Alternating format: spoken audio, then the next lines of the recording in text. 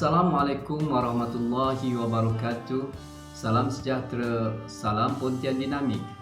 Saya Hasmadi bin Muhammad Sayuti, SIC Plus Bahasa Pejabat Pendidikan Daerah Pontian, mengucapkan terima kasih atas ruang dan peluang yang diberikan kepada saya untuk mengambil bahagian dalam program Bicara Buku Anjuran PPD Pontian. Saudara, buku yang saya akan bicarakan bertajuk Berfikir Secara Logik dan Kritis.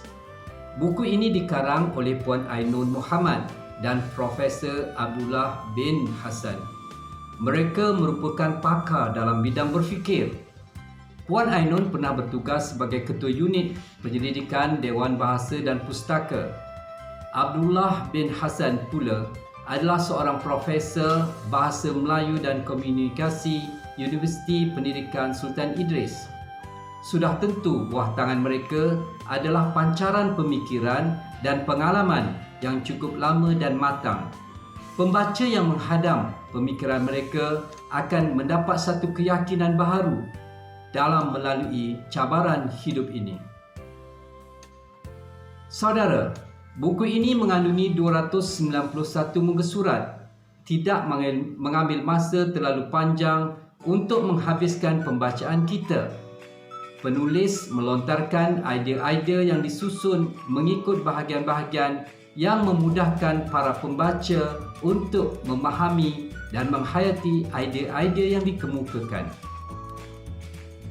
Saudara, buku ini menghidangkan wacana ilmu yang saya yakin sangat diperlukan kepada generasi sekarang, membincangkan tentang diri manusia yang dibekalkan dengan alat yang sangat penting, iaitu otak yang mempunyai beberapa fakulti. Fakulti-fakulti ini berbeza peranan dan kebolehannya. Aktiviti utama otak manusia adalah berfikir. Penulis telah menerangkan secara sains dan fakta bagaimana proses berfikir itu berlaku dan kepentingan berfikir secara logik dan kritis untuk menangani hidup yang semakin mencabar. Saudara, pandai tidak semestinya bijak menentukan pilihan dan membuat keputusan. Masyarakat kita secara umumnya mementingkan faktor pandai. Mereka mahukan anak-anak mereka jadi pandai.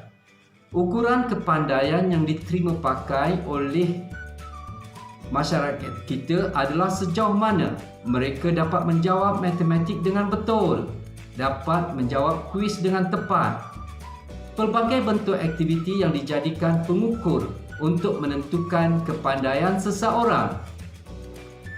Mengikut buku ini, hakikatnya dalam kehidupan sebenar, orang yang pandai belum tentu dapat membuat pilihan dan keputusan yang betul dan tepat. Banyak orang yang tergolong pandai tidak berjaya dalam bidang kehidupannya. Sebagai contoh, banyak orang pandai yang gagal dalam kerjaya. Saudara, contoh lain, dalam zaman VUCA ini, kita telah difahamkan tentang ketidakstabilan, ketidaktentuan, ketidaktepatan dan ketidakjelasan. Namun, apabila seorang ketua organisasi mengubah-ubah arahan tindakan dalam sekejap masa, yang biasa terjadi, respon pasukan pelaksana adalah marah dan mengutuk. Kalau mereka berfikir secara logik dan kritis, pasti mereka sedar inilah zaman VUCA. Saudara, buku ini mengajak kita untuk berubah dari kefahaman pandai untuk menyelesaikan masalah dan mempertahankan idea kepada menjana kemahiran berfikir secara logik dan kritis.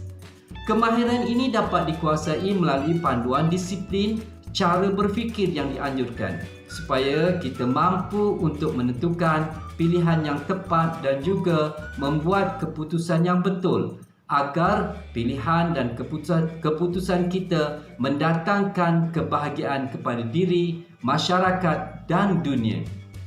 Akhirnya, kejayaan sebuah bangsa biasanya dikaitkan dengan budaya berfikir bangsa itu. Berfikir secara logik dan kritis adalah boleh dilatih dan dipelajari. untuk menjadikan seseorang itu bijaksana, kerana kejayaan bangsa tidak dapat dipikul oleh seorang yang berfikir. Ia mesti didukung oleh setiap ahli masyarakat yang mempunyai kemahiran berfikir secara logik dan kritis dan memacu mereka kepada kebijaksanaan. Sekian, selamat membaca.